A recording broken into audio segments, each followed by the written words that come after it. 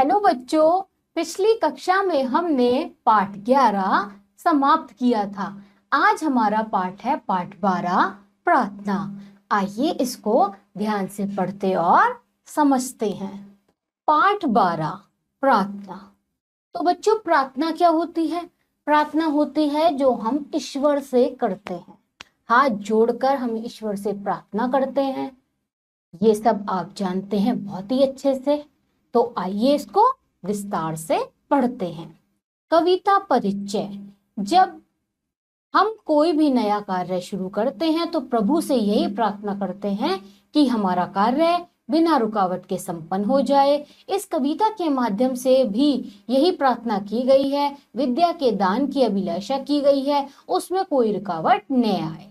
बच्चों, क्या है, जब भी हम कोई भी नया कार्य शुरू करते हैं तो हम सबसे पहले क्या करते हैं? भगवान से प्रार्थना करते हैं कि हमारा कार्य अच्छे से हो जाए और इसमें किसी प्रकार की कोई रुकावट ना आए। तो बच्चों आइए पढ़ते हैं। हे ईश्वर, हे तुझे प्रणाम, विद्या का दे दो वरदान, गुरुओं का सम्मान करे, ध्यान लगाकर सदा पढ़े, सच्चाई के मार्ग चले, मेहनत से हम कभी नहीं डरे, पढ़े लिखे और बने महान, हे ईश्वर, हे तुझे प्रणाम। तो बच्चों, यहाँ हम क्या कर रहे हैं? ईश्वर से हम प्रार्थना कर रहे हैं कि हम सदा अच्छे से पढ़ लिख कर बहुत आगे पहुंचे, तू हमें महान बना, अच्छे कार्य में लगा। हम इसलिए तेरी प्रार्थना करते हैं। तो बच्चों, आप सब हाथ जोड़कर प्रभु से हमेशा जब भी अपना कार्य कोई भी शुरू करें तो प्रार्थना करेंगे जरूर। उद्देश्य। इस कविता का उद्देश्य ईश्वर के प्रति आस्था उत्पन्न करना है, क्योंकि ईश्वर सब कुछ करने में सक्षम है। तो बच्चों, हमें हमेशा जब भी हम कार्य करें कोई भी, उससे पहले हमें ईश्वर की प्रार्थना जरूर करनी चाहिए। उससे हमारा कार्य बहुत ही जल्दी और बहुत ही अच्छे से सफल होता है। अब बच्चों, इसमें हमारे कुछ शब्दार्थ दिए हैं। जैसे ईश्वर क्या होता है बच्चों? प्रभु। विद्या का क्या अर्थ होता है बच्चों? ज्ञान। सम्मान का क्या अर्थ होता है बच्चों? आदर। और मेहनत का क्या अर्थ होता है बच्चों? परिश्रम। और इसमें हमें कुछ वर्तनी दी हैं, जैसे कि विद्या, तो हम उसको बोलते हैं विद्या। और आगत शब्द जैसे कि मेहनत, वो क्या है? एक फारसी शब्द। अब बच्चों, जो हमने पाठ पढ़ा उसके आधार पर आती है हमारा अभ्यास कार्य। तो बच्चों आइए हम सब देखते हैं अपना अभ्यास कार्य में। पहला है मौखिक अभिव्यक्ति। तो मौखिक अभिव्यक्ति में क्या है बच्चों? हमें प्रश्न दिए हैं कुछ, जैसे कि पहला प्रश्न है, हम किसका सम्मान करें? तो हमें गुरुओं का सम्मान करना चाहिए। दूसरा प्रश्न क्या है बच्चों? हम किसके मार्ग पर चलें? तो बच्चों, हमें हमेशा सच्चाई के मार्ग पर चलना चाहिए। तो बच्चों, आपने जो भी इस कविता से सीखा, आप उसको अच्छे से याद करेंगे। अब हम आगे देखते हैं। आगे है हमारा बहुविकल्पीय प्रश्न। तो बहुविकल्पीय प्रश्न में बच्चों हमारा पहला है, सही उत्तर वाले गोले को रंगिए।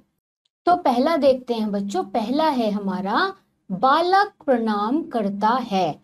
तो बच्चों, इसका उत्तर क्या है? वृद्धों को, पिता को, ईश्वर को, भाई को। तो बच्चों, इसका उत्तर है ईश्वर को। अब बच्चों दूसरा प्रश्न देखते हैं। दूसरा क्या है? बालक किसका वरदान मांगता है? तो बच्चों, इसका उत्तर क्या है? धन का, वीरता का? नहीं, इसका उत्तर है बच्चों विद्या का। बालक हमेशा क्या चाहेगा? कि मैं अच्छे से विद्या प्राप्त करूं। इसके आगे देखते हैं बच्चों। प्रश्न तीसरा है हमारा, बालक कैसा बनना चाहता है? तो बच्चों, इसका उत्तर क्या है? विनम्र, दयालु? नहीं, इसका उत्तर है बच्चों महान। तो बालक क्या बनना चाहता है? महान। इससे आगे देखते हैं बच्चों।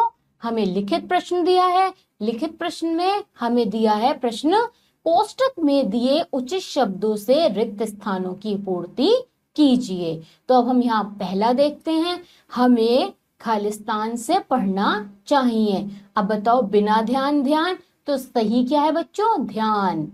तो इसका उत्तर क्या हुआ? ध्यान। हमें ध्यान से पढ़ना चाहिए। अब दूसरा प्रश्न देखते हैं बच्चों, क्या है? हमें गुरु का खालिस्तान करना चाहिए। अपमान या सम्मान, आप सब बच्चे अच्छे से जानते हैं, हमें गुरु का सम्मान करना चाहिए। तो बच्चों इसका उत्तर क्या हो गया खालिस्तान में? सम्मान। इसी के आधार पर बच्चों यहाँ पे हमारा पाठ समाप्त होता है। बच्चों यहाँ पे हमने पाठ 12 किया। मुझे लगता है आप सभी बच्चों को पाठ बहुत ही अच्छे से समझ में आया होगा। अब आप सब बच्चे क्या करेंगे? इस पाठ का अच्छे से अभ्यास करेंगे। और बच्चों हम आपसे मिलेंगे अगली कक्षा में। तब तक के लिए आप सभी बच्चे अपना ध्यान रखिए।